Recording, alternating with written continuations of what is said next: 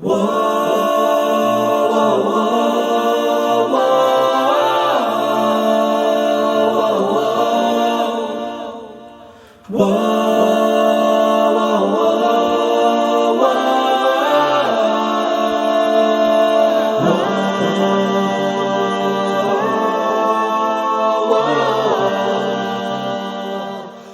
acting like it's gonna let me record, so we'll try that.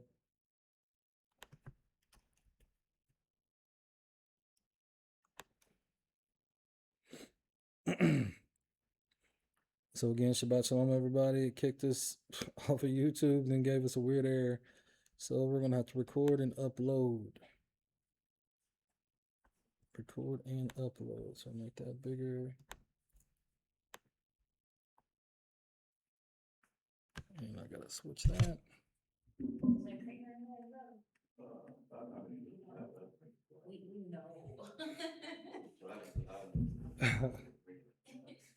So back to what we were saying. We're staying in the vein of halak or the walk. Today's lesson is titled "The Graves of Lusting." Who can remember some of the stuff we talked about last week?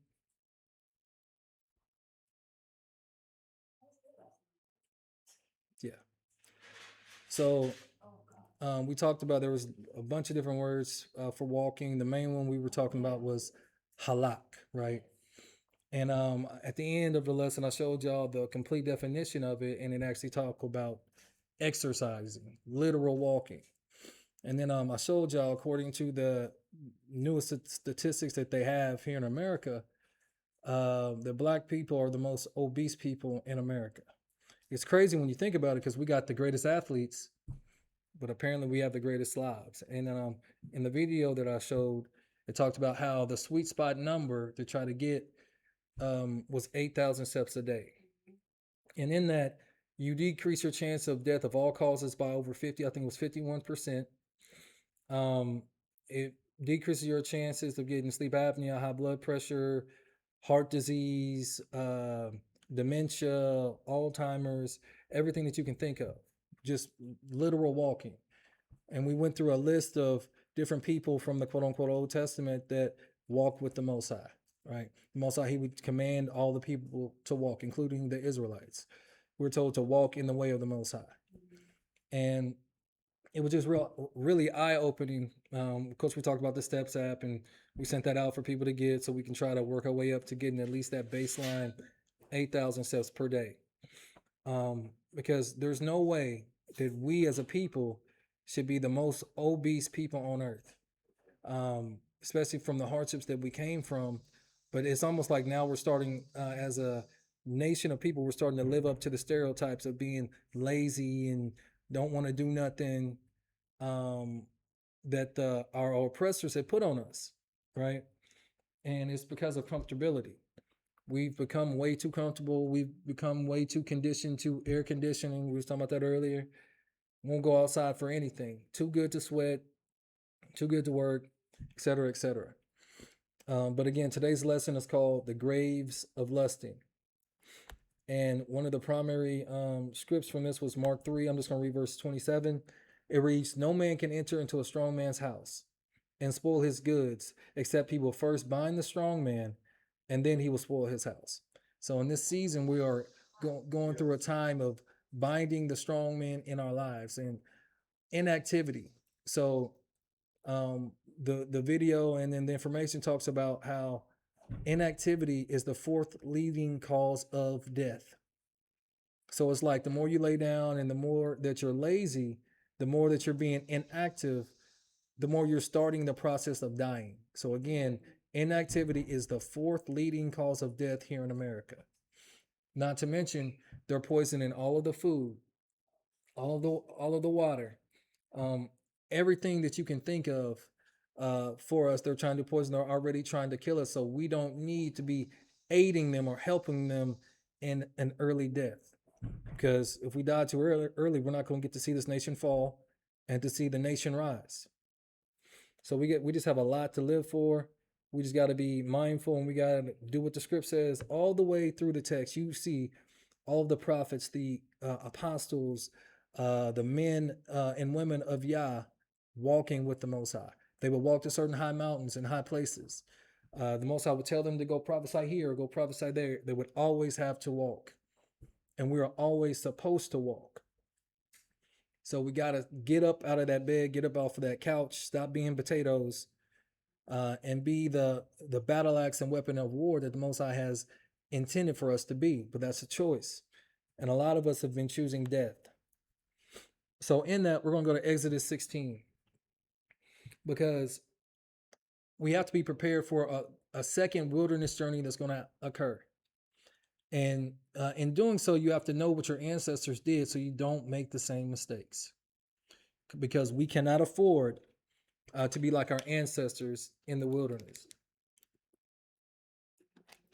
Because the text says that some of us the Most High will save us out of this land or the lands of our captivities, but then he won't allow us to walk into the promised land. And I don't want to be one of those people to make it out of here just to not make it in.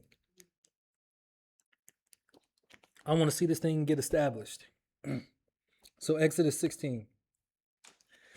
And they took their journey from Elim, and all the congregation of the children of Israel came unto the wilderness of Sin, which is between Elim and Sinai, on the 15th day of the second month after departing out of the land of Egypt. And the whole congregation of the children of Israel murmured against Moshe and Aharon in the wilderness. And the children of Israel said unto them, would to Elohim we had died by the hand of Yahuwah in the land of Egypt, when we sat by the flesh pots, and when we did eat bread to the full. For you have brought us forth into this wilderness to kill this whole assembly with hunger. Now, I don't know about y'all, but we should not be talking about, man, it was better when we were in bondage. At least then we could, eat whatever we wanted. We could have flesh, or at least the Most High could have just killed us. Our people don't have gratitude. They're not grateful for anything. Coming out of captivity, that's a major deal. And just having sustenance and supply, that's a blessing, because a lot of people don't make it out of captivity, let alone with sustenance.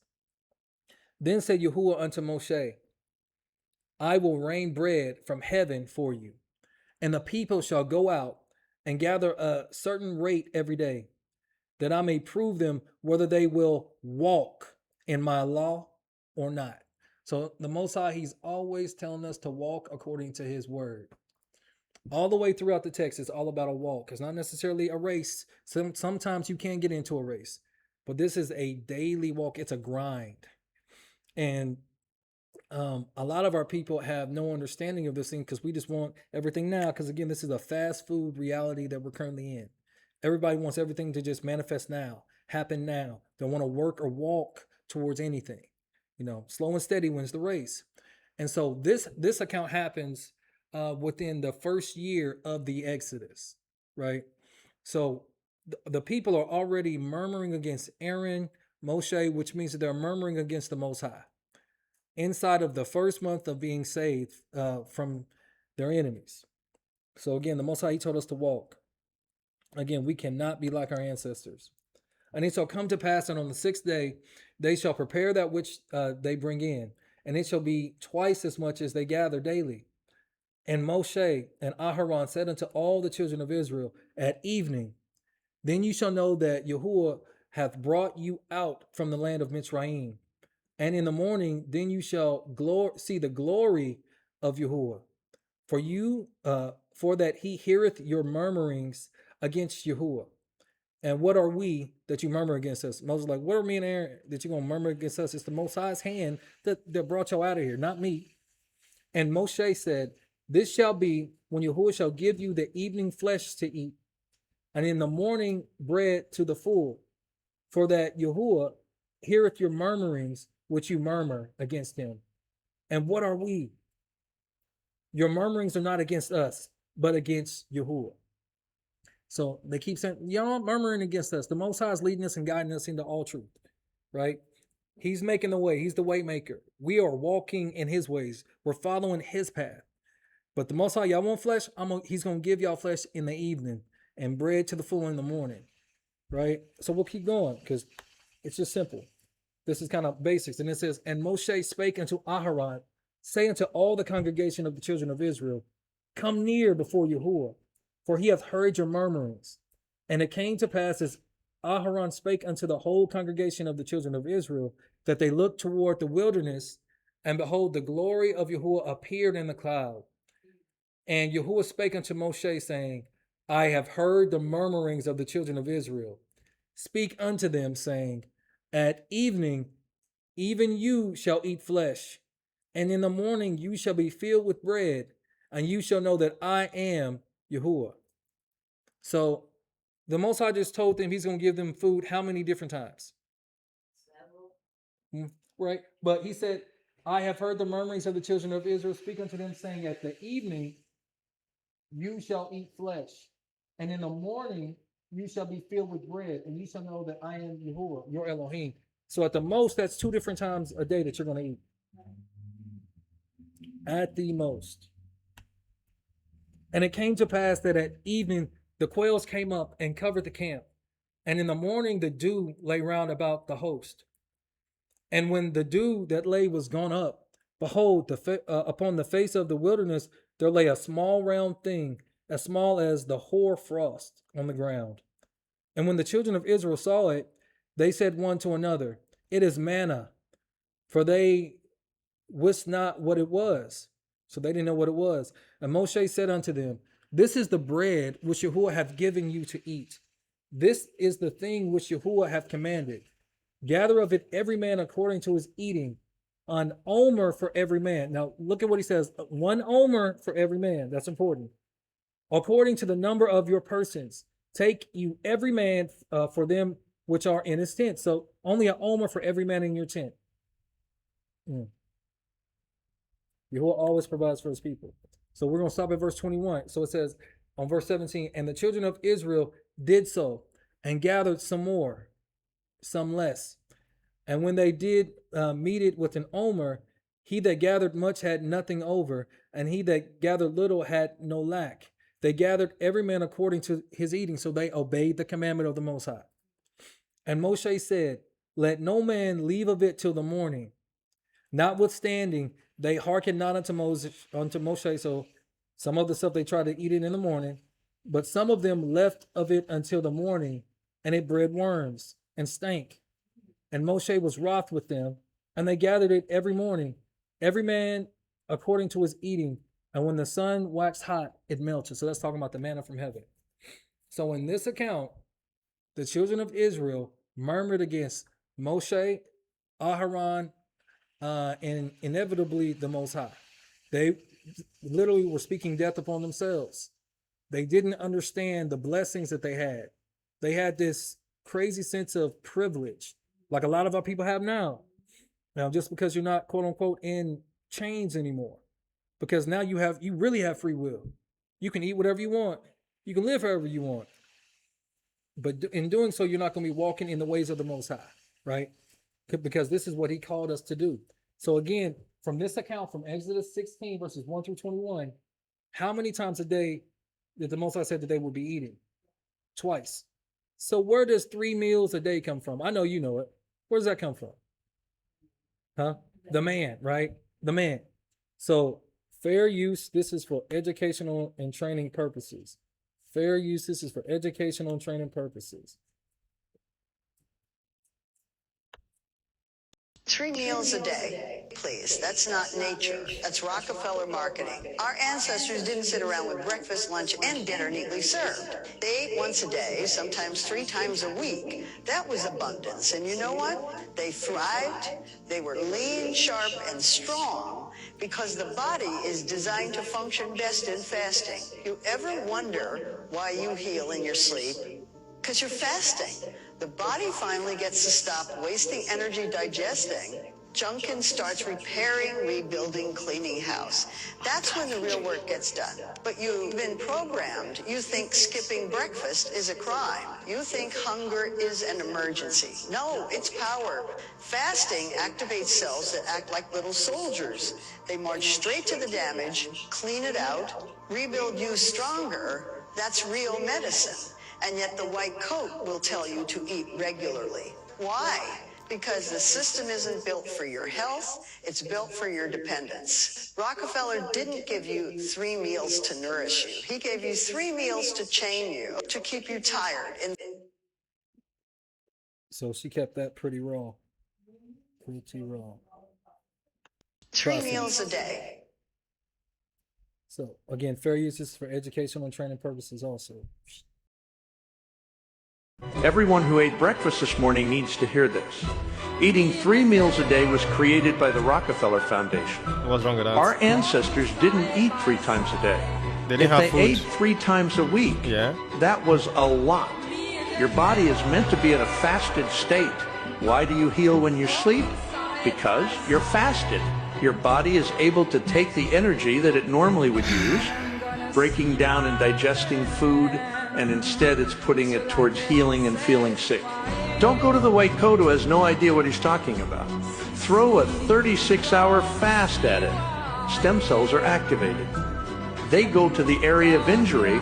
They go to the areas that need healing. Your body thrives in a fasted state. Don't buy into the 3 meals a day. It was created to keep you fat, lazy, and reliant on the Rockefeller food system. Systems are designed basically for us to die, or like they said, to be dumb, illiterate, good worker bees that don't have a mind, that can't see through the fallacies that they throw at us. Because like everything about this reality that we live in, this world that we live in right now, is literal spiritual warfare. From them having metals, Jamar, he was telling me that they found metals even in clothing. They put like, what is it, either glass or metals in cereal. Plastics, right? If you chew gum, you're getting thousands and hundreds of thousands of microplastics from the gum that you chew. Like everything about this reality, and especially the stuff that you desire, is designed to kill you. All of the dairy literally takes all of the nutrients that you have in your body, and your body gets rid of it from the dairy. It just depletes all of your natural resources. Everything from even, sleep schedules to the work schedule. We actually work way too much, but it was designed to keep us pretty much in prison. By the time you get off, you don't want to do nothing but lay down. And that's by design. That's what they want. They don't want you to be in health. So that was Exodus 16. Now, Exodus 16 occurred when?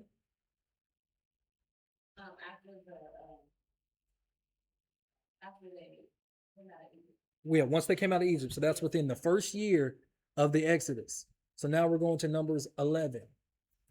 Numbers 11. And we're going to start at verse 1. And it reads, "And when the people complained, it displeased Yahuwah. And Yahuwah heard it, and his anger was kindled. And the fire of Yahuwah burnt among them, and consumed them that were in the uttermost parts of the camp." So within the first year, the Most High wasn't necessarily being this vindictive to them.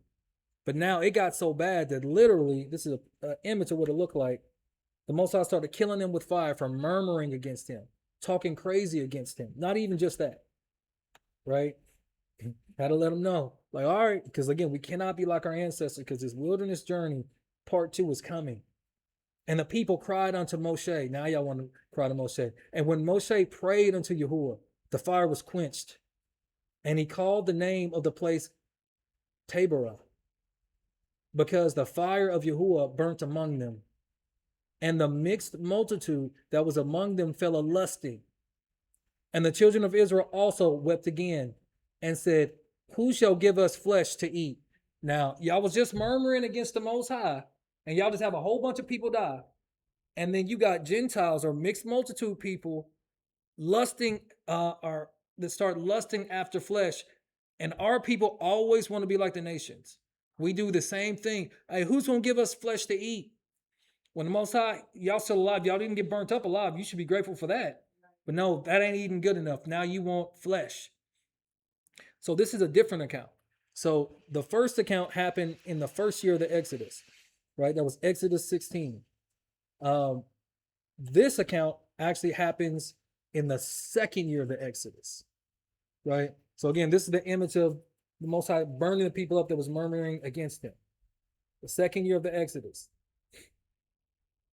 So we'll keep going. Verse 5. We remember the fish, which we did eat in Egypt freely. This is the Israelites. The cucumbers and the melons and the leeks and the onions and the garlic. But now our soul is dried away. There is nothing at all besides this manna before our eyes. So they despise the manna that's literally keeping them alive. And the manna was as a coriander seed.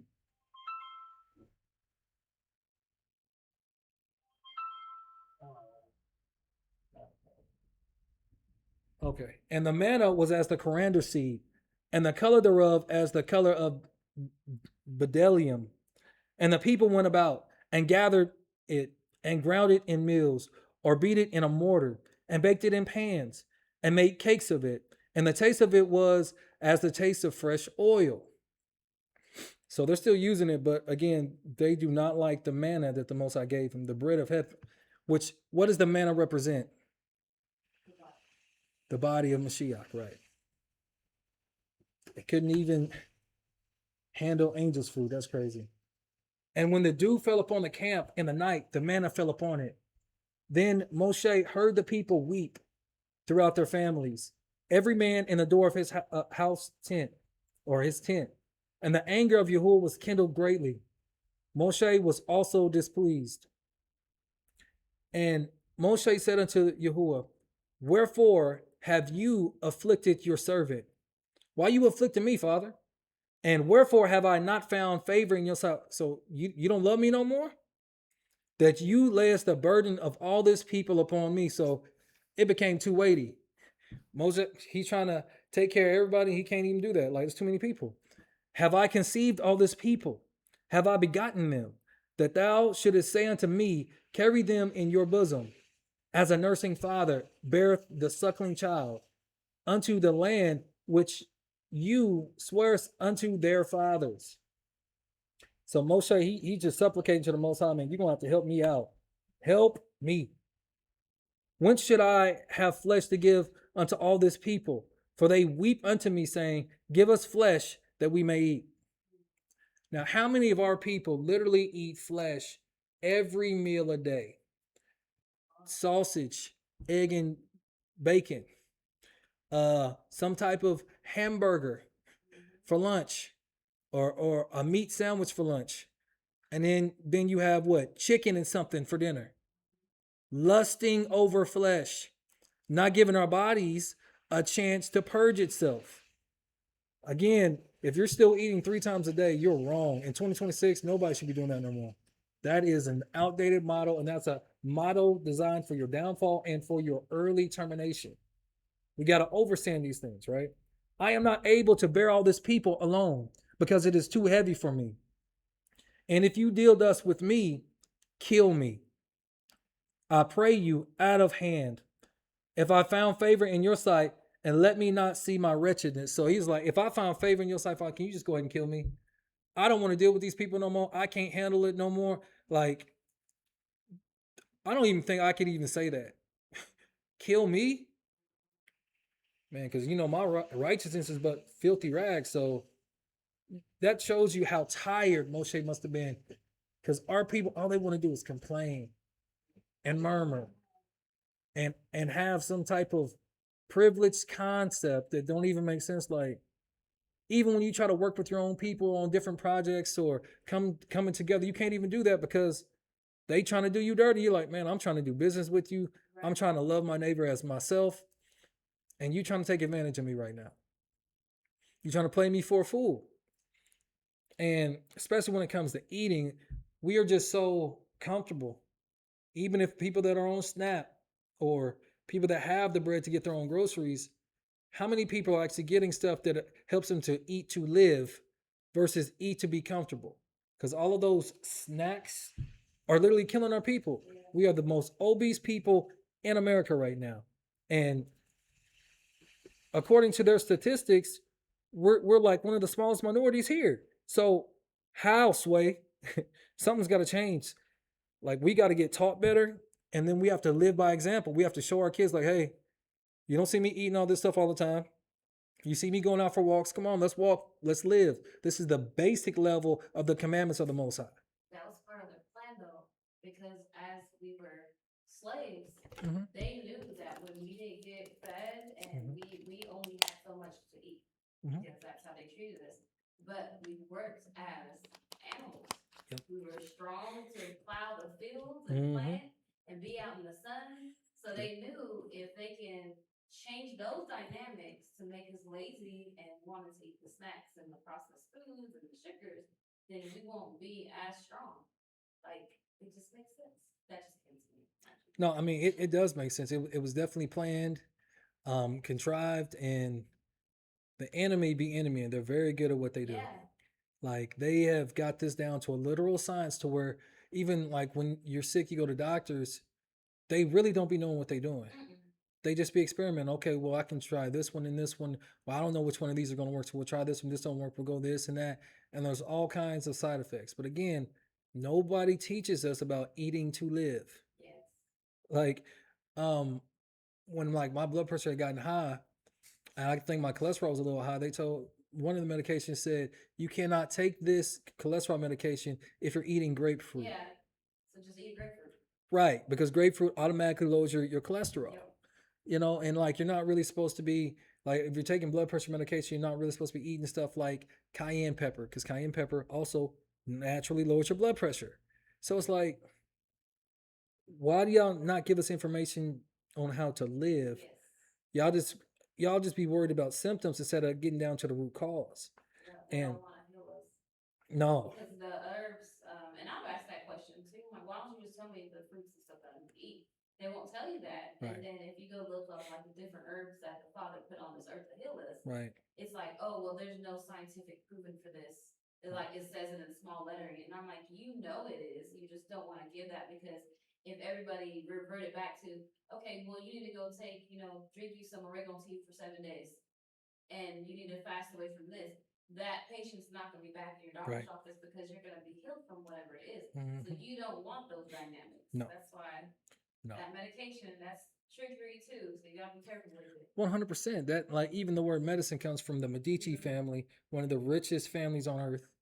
But even that, big pharma actually comes from the Rockefellers again. Yeah. It's the same guy. Like, he made it to where like he had to start his own university and had, doctors come to his university, and then, he was bribing everybody to where you didn't have to. Hold on. I don't know why it's on. The pharmaceutical companies or whatever and the universities all fell in line under Rockefeller, because he became so wealthy through oil and by other means, by hook and by crook. Then he got into the medical industry and controlled the way science even looks at being healed. So we're like, they study through basically the lens of the Rockefeller Foundation, and not necessarily from what the ancients said. Like you were talking about the plants, because the herbs are for the healing of the nations. But again, they can never allow you to go back to the earth, because like you said, then you won't be a repeat customer anymore. They are literally an industry of death. Yes. And especially like the older generation, a lot of them trust the doctors so much, they hold them in such high esteem. And I'm like, man, y'all do know medical apartheid is a real thing. Like, y'all know they've been killing us. I mean, when you start going like through their history, I don't see how anybody can really trust them. Now, I understand if like you get to an extreme, you got to go to them for a visit or something. Okay, I understand that. But trusting your life in their hands, that's not what they were designed for. That is not. They're designed for you to die early, because death is big business to them, especially that doggone death certificate. So again, Moshe, he was dealing with our people, and they made him ask the Most High to kill him. And Yahuwah said unto Moshe, gather unto me 70 men of the elders of Israel, whom you know us to be elders of the people and officers over them, and bring them unto the tabernacle of the congregation, that they may stand there with you. right? So now the Most High is going to give Moshe some help so he won't feel like dying anymore. And I will come down and talk with you there. And I will take of the spirit which is upon you and will put it upon them. And they shall bear the burden of the people with you, that you bear it not yourself alone. And say you unto the people, sanctify yourselves against tomorrow, and you shall eat flesh, for you have wept in the ears of Yahuwah, saying, who shall give us flesh to eat? For it was well with us in Egypt. Therefore Yahuwah will give you flesh, and you shall eat. You shall not eat 1 day, nor 2 days, nor 5 days, neither 10 days, nor 20 days, but even a whole month, until it come out of your nostrils, and it be loathsome unto you, because that you have despised Yahuwah which is among you, and have wept before him, saying, why came we forth out of Egypt? Because that's one thing that's real interesting, because they actually had cattle with them, right? When they came out of Egypt. So why were they so worried about flesh? Because a lot of our people, when it comes to flesh, and by this I'm talking about chicken or quail, they go crazy. They worship the thing. It's weird. Like there's this one guy, he's always what do you call it? He's got this outdoor grill, and he drops that chicken in that grease. He baptizes everything in that grease. And a lot of our people are just addicted to that type of food. And it's like, man, y'all know if y'all don't take a break that it's literally killing y'all. Yeah. You got to give your body a chance, because it takes several days to digest chicken, or especially red meat. You got to give your body a chance. But again, the Most High said that it would even come out of their nostrils. So in Exodus 16, in the first year, the Most High gave them quail, because they were murmuring against them for flesh. And Moses said, the people among whom I am are 600,000 footmen, and you have said, I will give them flesh that they may eat a whole month. So he's questioning the Most High, are you sure about that? Shall the flocks and the herds be slain for them? See, shall the flocks and the herds be slain for them? So they already had flesh. So it was really gluttony, greed. They wanted more. Shall the flocks and the herds be slain for them to suffice them? Or shall all the fish of the sea be gathered together for them to suffice them? And Yahuwah said unto Moshe, is Yahuwah's hand waxed short? You shall see now whether my word shall come to pass unto you or not. And Moshe went out and told the people the words of Yahuwah, and gathered the 70 men of the elders of the people, and set them round about the tabernacle. And Yahuwah came down in a cloud, and spake unto him, and took of the spirit that was upon him, and gave it unto the 70 elders. And it came to pass that when the spirit rested upon them, they prophesied and did not cease. But there remained 2 of them in the camp, 2 men in the camp. The name of one was Eldad, and the name of the other Medad. And the spirit rested upon them, and they were of them that were written, but went not out unto the tabernacle, and they prophesied in the camp. And there ran a young man and told Moshe, and said, Eldad and Medad do prophesy in the camp. And Yahusha the son of Nun, the servant of Moshe, one of his young men, answered and said, my master Moses, forbid them. And Moshe said unto him, envious you for my sake? Would Elohim that all Yahuwah's people were prophets, and that Yahuwah would put his spirit upon them. And Moshe gat him into the camp, he and the elders of Israel. And there went forth a wind from Yahuwah, and brought quails from the sea, and let them fall by the camp, as it were a day's journey on this side, and as it were a day's journey on the other side, round about the camp, as it were 2 cubits high upon the face of the earth. So all these quail just coming in from everywhere, completely surrounding the camp. And the people stood up all that day, and all that night, and all the next day, and they gathered the quails. He that gathered least gathered in 10 homers. Now remember, in Exodus 16, they grabbed 1 homer. This time they grabbed 10 homers, and they spread them all abroad for themselves round about the camp.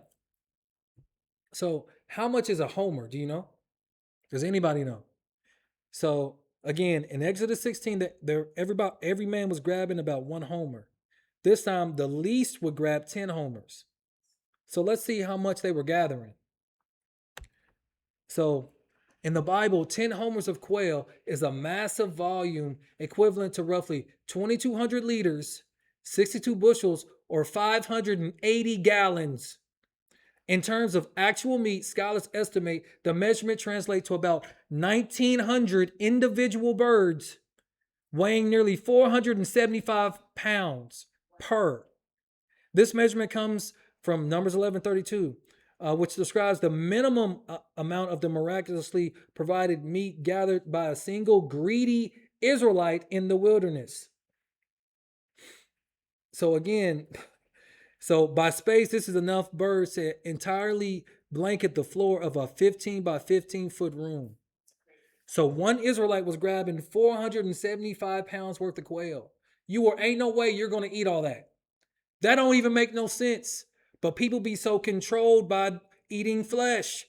They don't even some days could just be a fruit and salad day. No, but they want quail. They want flesh, even though they have flocks and herds. They wanted this fowl, like chicken. Our people, how many fast food restaurants are chicken? Like it don't even make no sense. So like the days that you decide you're going to eat out, and let's say you're trying to get on DoorDash or whatever, most of the spots are what? Chicken spots. Don't make no doggone sense. Because they know that foul is one of our weaknesses. That's why they continually keep it in place round about us. Because we'll fall to that thing. Because our ancestors fell to that thing. Again, 10 homers was 1,900 individual birds or 475 pounds. I'm like, y'all want it? How are y'all going to preserve that to where y'all can eat that? That don't even make sense. That's excessive, right? Yeah. Generations and generations later. Yes. So every man was grabbing on the low end 475 pounds or 1,900 birds. So they're gathering all of this stuff, right? So I'm going to read 32 again. And the people stood up all that day and all that night and all the next day, and they gathered the quails. He that gathered least gathered in 10 homers. And they spread them all abroad for themselves round about the camp. So they was happy. And while the flesh was yet between their teeth, ere it was chewed, the wrath of Yahuwah was kindled against the people. And Yahuwah smote the people with a very great plague. And he called the name of that place Kibroth Hatava, because there they buried the people that lusted, or this is what you call the graves of lusting or of lust. And the people journeyed from Kibroth Hatava unto Hazeroth and abode at Hazeroth. So all of these people, well, a great number died. I think they estimated, from this account, at least 23,000 people died from lusting. They had 1,900 minimal birds. That's crazy. 475 pounds. It's crazy because the lusting were a lot of these traditional settings would think lusting was just about sexual activities, but lusting is literally wanting more of something that you already have enough of, like that you don't need. Overeating all the time Yep. at churches and stuff like that. And not to say it's not good to fellowship with each other, but when you do it all the time, you need more. And like sometimes, like I'll sit there and I'll just kind of watch, and it's like you have people that have already ate, but then want to go back and make a whole bunch of to-go plates, or just make sure they get the rest of the food. Right. It's like we could have fed some other people with that, but this is good. That's I mean, you're right though. That's a spirit of lust though, and it controls our people because again, we are the most obese people in America, and the enemy wants us dead. We should know that by now. Why are we helping them out? We have no discipline when it comes to food. I understand the after effects of slavery. I get it. Now you can do what you want because you're grown with your own money, but if you don't make sacrifices for your health, then you're going to end up sacrificing your life early. You've got to make the change. You've got to be walking in the Most High. Again, walking is one of the major changes that you have to make. And then even still, you've got to have discipline. And then you've got to transform and renew your mind, because once you learn information about you shouldn't be eating 3 times a day, you really got to stay away from as much processed white sugar as possible. Stay away from as much fried foods as possible. I'm not saying you got to completely get off of it, but you got to have a balance. We don't understand balance anymore, Healthy choices. because every meal you do not have to get full. That's another thing. Right. Like, because we don't even be getting full, we be getting over full Yes. to where you immediately pass out. Yeah. And Call it the itis. right, we call it the itis, and Not healthy. whole time we've never understood that itis literally just means inflammation, but that's what we call it. Itis at the end of anything just means inflammation, because he said it would come even out of the nostrils. Inflammation. It's just crazy. The bottom. It's like some of us are, and we're all guilty of it, especially before we came into the truth, where we might be free physically, but we're still in bondage and chains and spiritually in our mind. So until you actually start seeking for yourself, like what the Father really has for you, then that's when those chains fall off, and you're like, whoa, I didn't see that like that before. Yeah. You start making those changes, because with our family, with the first week of the 8,000, like we all started, and we were starting to notice, like we're like, okay, what do we have for dinner? And nobody's like not even hungry to eat dinner. Right. It's like, we'll just have some watermelon. Literally. Some fruit. Like we're not hungry. We just have grapes and stuff.